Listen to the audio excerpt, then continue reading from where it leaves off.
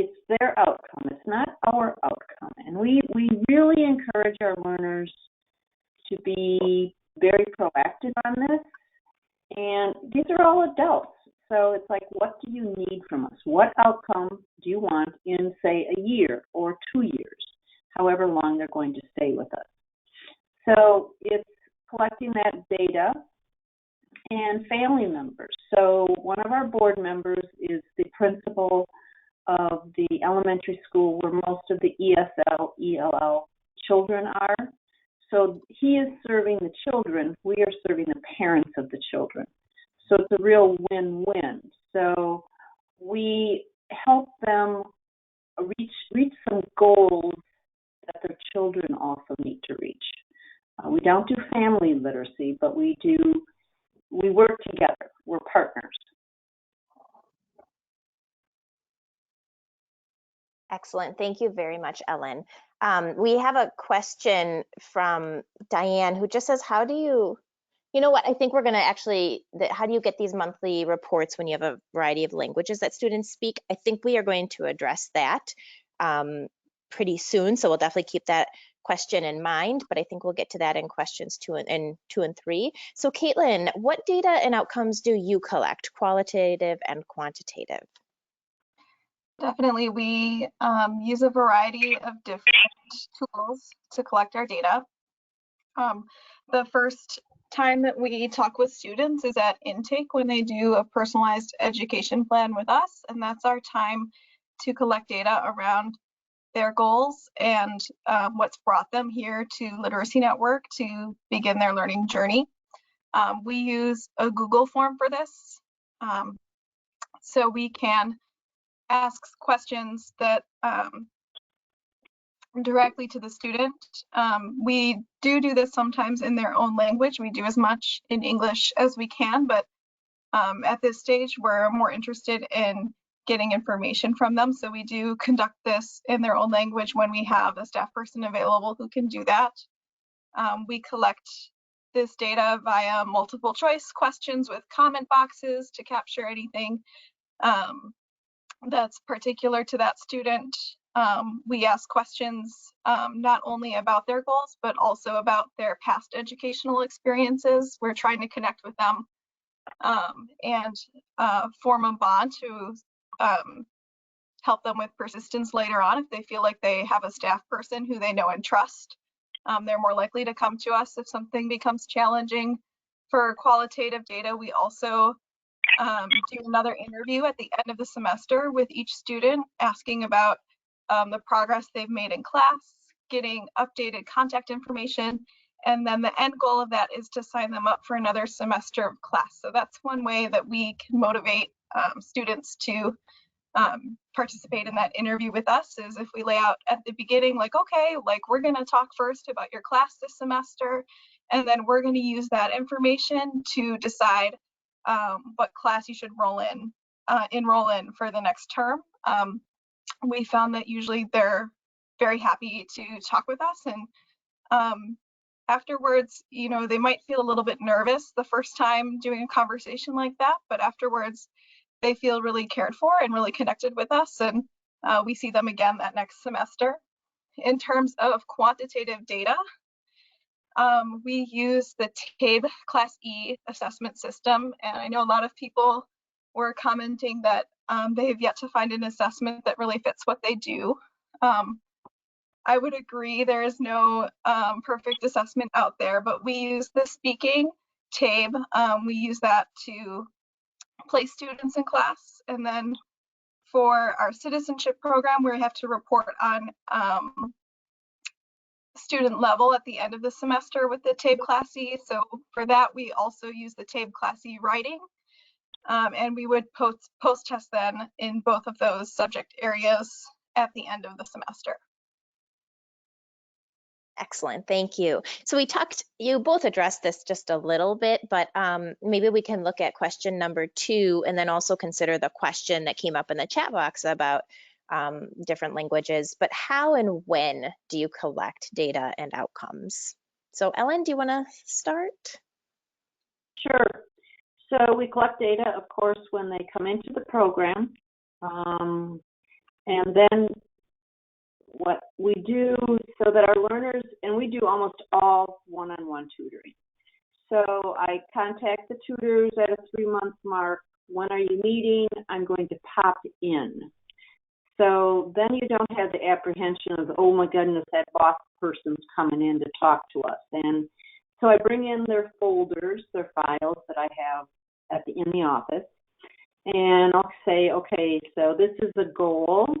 You know, where are you at on reaching this goal? Do you feel that we have given you what you need to reach that goal? And then I say, what else can our tutor help you with?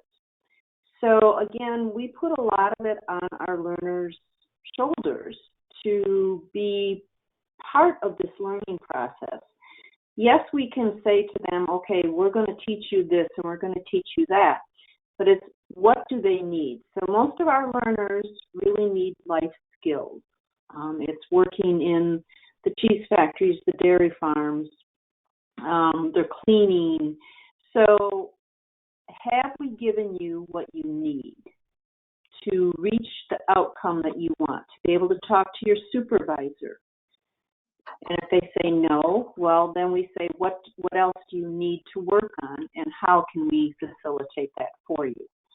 So we do put quite a bit on our learners' plates in that this is your learning. It's not what we feel we need to teach you. So we do use some curriculum, but a lot of it is self-guided by the tutors. They're very innovative in how they approach some things.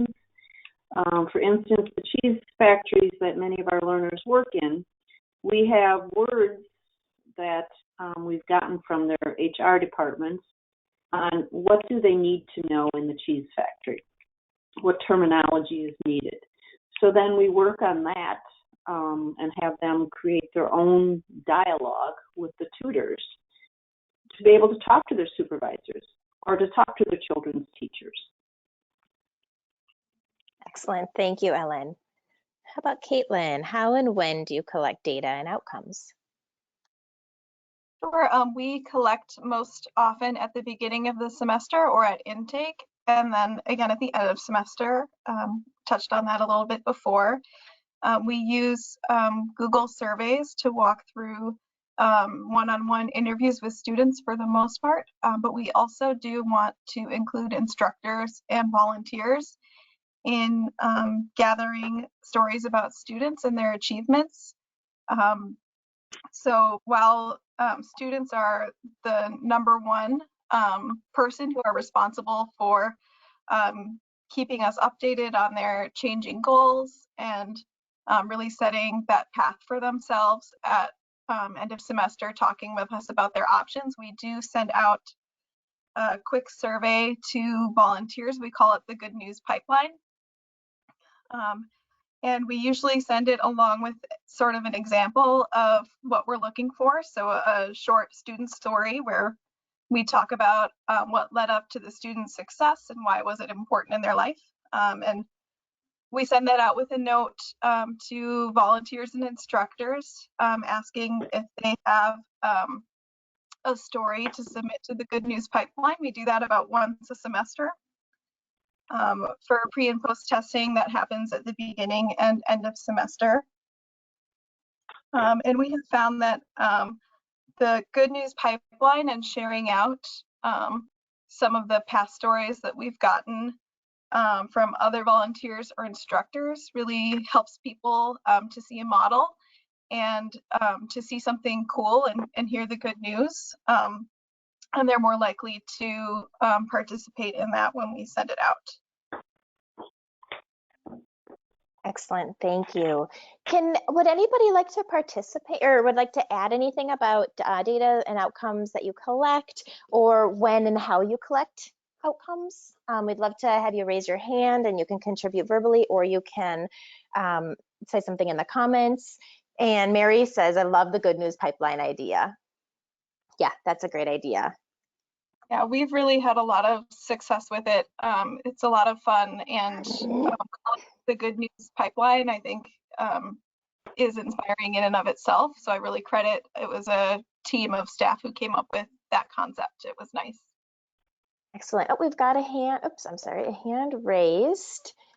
And Randy, I am going to unmute you. All right, you are unmuted. So you just have to, yep, perfect. Everybody hear me? Yes, we can hear you now. I work in corrections, and it's a little different. We do start from when they get to our facility. We do a lot of collection of what's happened at other facilities, and even from school districts and that sort of thing. But we do tape everybody who comes in. We get whatever credentials they receive. We also do, outside of TABE, we do a STAR reading assessment, which we find, at least for our clients, is about 1 to 2 grades higher and more accurate probably than the TABE test. So we do the STAR assessment. We collect all that stuff, and what we're doing right now is we have a program much like the public school system, Infinite Campus, where we're starting to record what they've passed, so that when they do move from institution to institution, or even when they leave, we can actually print transcripts at anybody's request and show them what they've passed while they were with us. Fantastic. Nice. Has anybody else used the STAR program? Oh, okay. Georgia, you are unmuted. Okay, thank you. And Yeah. came in with that last question, has anybody used the STAR system? But I'm going to use it that's for sure, just to find out. But someone asked before about how do you, about assessing when you have many different nationalities in the same classroom. And that is how my classrooms used to be. So I can't understand where the problem is. You speak English in the classroom and everybody speaks English, and that's it. Yeah, thank you, Georgia. Yeah, so I think the question was also just about getting outcomes. And so what I think, I know Ellen and Caitlin mentioned that is, as much as they can, they do collect outcomes in English, but then sometimes they do use native languages because they want to make sure that they're not missing any student outcomes. So great. And then we have a comment. So Julia, we do not use any standardized or formalized assessment. And I know there's definitely other agencies, many other agencies that are in the same situation. Oh, okay, Randy, I unmuted you again. I see your hand is up.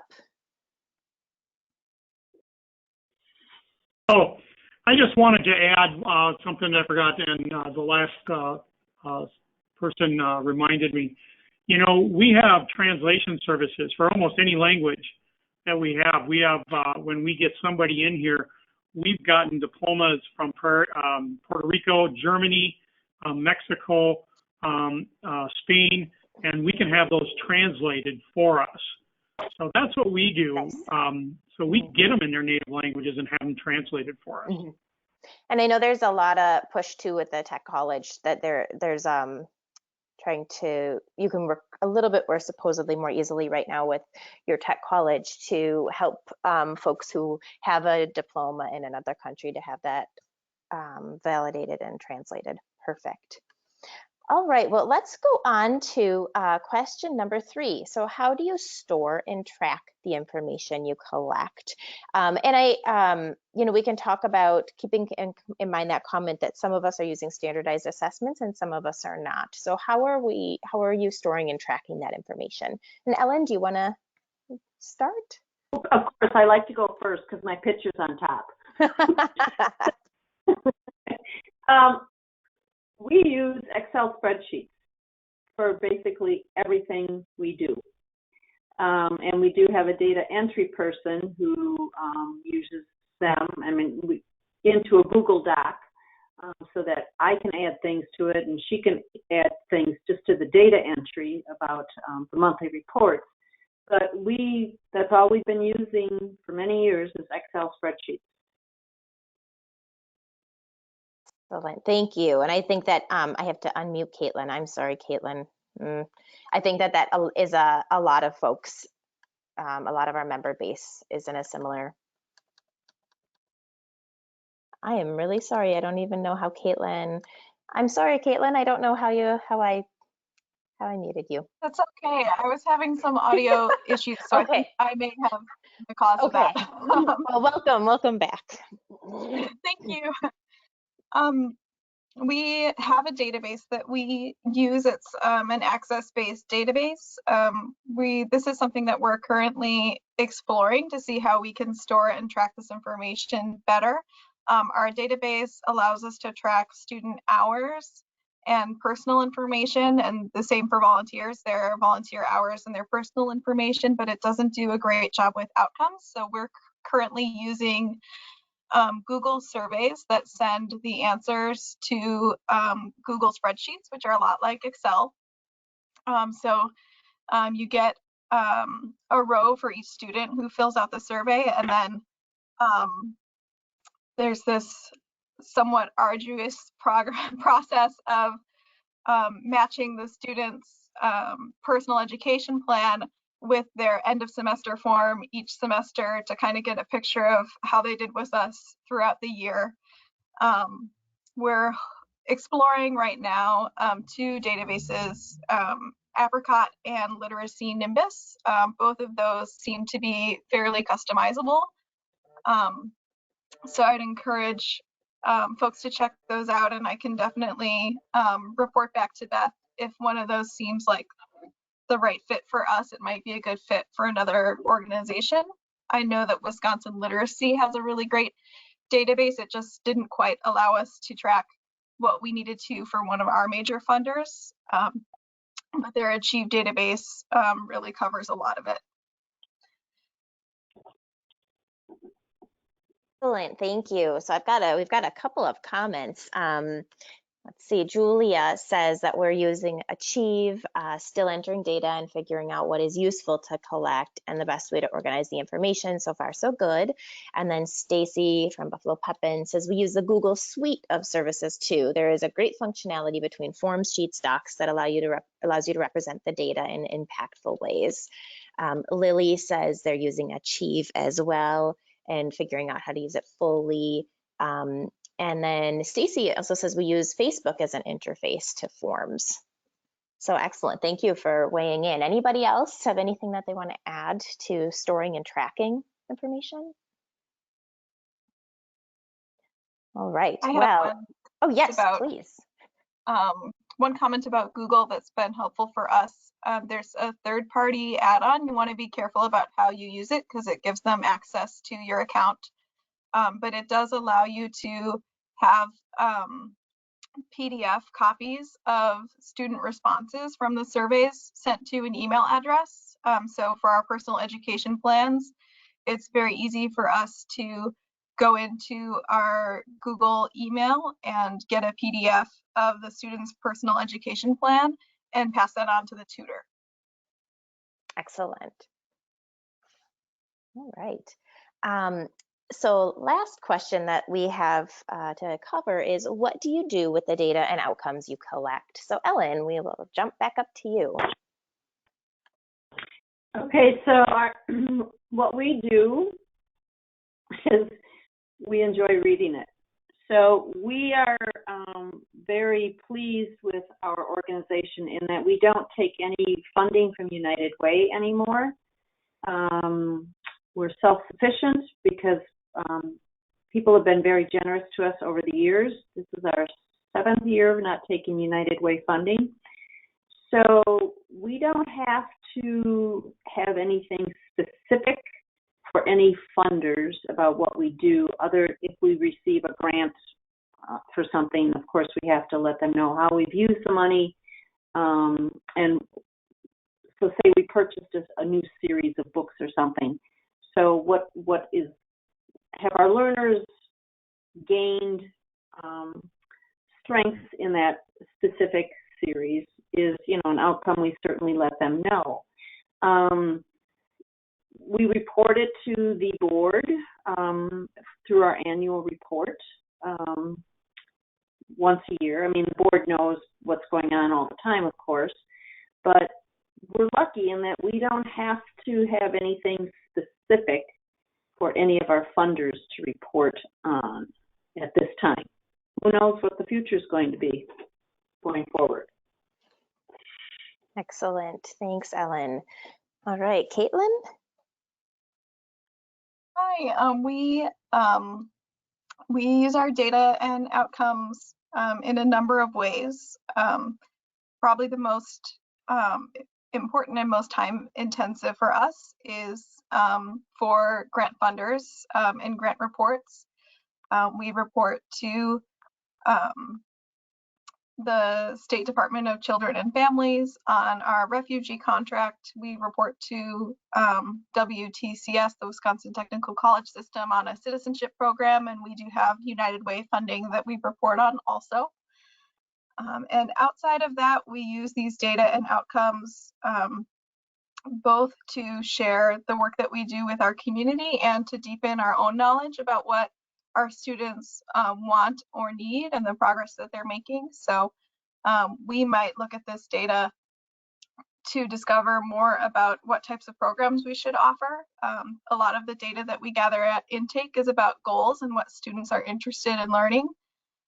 So we have a lot of rich data there that we can use. We would also use this in our annual report that is shared with the board and shared with other stakeholders, including volunteers, especially. That happens about once a year. We would pick out some of our best data from the previous year. We use numbers now and again in our paper newsletters that happen on a quarterly basis and in our e-newsletters that are monthly or on Facebook. Anytime we can show something that's interesting or that shows gains in a program, we do try to share that out to keep garnering support and to show volunteers what their collective impact looks like when it comes all together. Excellent. Thank you so much. Any other questions or comments on collecting the data? So questions for Ellen and Caitlin or for other folks on the call. I know we're getting close to our 30-minute time here. I have a comment on a challenge that was posed in the beginning. So a couple folks mentioned that some challenges were that students don't want to take assessments or share their personal information. And we've just found that if we're really clear about how we keep information safe, it makes students feel a little more comfortable sharing things with us. Also letting students know that a test is the best way for them to see the progress they've made. It's probably something that you've heard time and again, but the more you repeat it and the more students get used to the pattern of taking a pre-test and a post-test, the easier it gets. Excellent. I had an agency years ago that they would actually write the cost of their services. So they would say, you know, these courses or this tutoring is free for you, but it's not free. This is the actual cost of class or tutoring.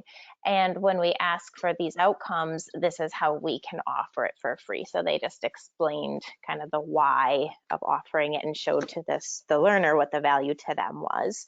I think that was also, you know, something to consider. We have a question. How do your students report the hours in progress on monthly tutoring? Is it online? And if so, would you be willing to share the form? So I'll let Ellen and Caitlin, if you can both weigh in. Okay. So we don't have anything online at this time. And it's not our student basically report. It's called a tutor report, but it is the learner's report. And so it's all handwritten because very few of our learners want to use the computer. They'll use their smartphones, but they don't want to use their computer. So that's why the session on digital literacy was very informative and helpful for us here. So Ellen, And I is can, it, oh, sorry, is it, so I'd be happy excellent. If you Go email that to me, I can send that out. So it's on the tutor report, right? And it's a section that students add with their tutor. So their tutor fills out the report and then they add their section. Correct. Is that correct? Okay. Yeah. It Okay. says learner comments. It's on the second page. Yeah. Perfect. Okay. All right, Caitlin? All right, we use sort of a two-pronged approach for this. So tutors fill out a very simple report with information about their hours and their meetings during the month. And then our student services team calls students to talk to them one-on-one at the end of the semester about their achievements. So tutors are reporting monthly with their hours, and we're calling students to get direct feedback from them about their goals, their achievements, their progress so far at the end of each semester, which works out to about 3 times a year then if they're enrolled continuously.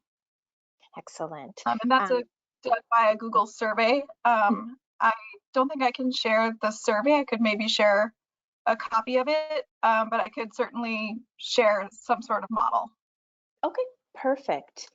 And then so we've got a comment, it's state line, we send a monthly email to the tutors with a Google Doc asking them the total number of hours and the goals that they reached with their 2T, if they reached one. And we also ask them if they need any support or materials from us to keep working with their learner.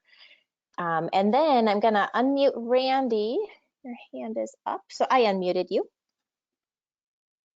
I just wanted to let everybody know, we use a form in corrections that's from the old LVA program that works very well. It's a month-long, it's actually on the computer, and we just print it off for them.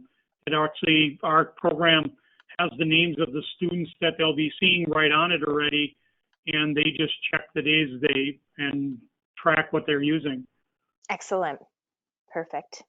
And then Sauk Prairie, so we send a monthly email also to tutors asking them for the dates and the hours spent with students, and there's a place to list successes and difficulties experienced by the tutors and learners. Perfect.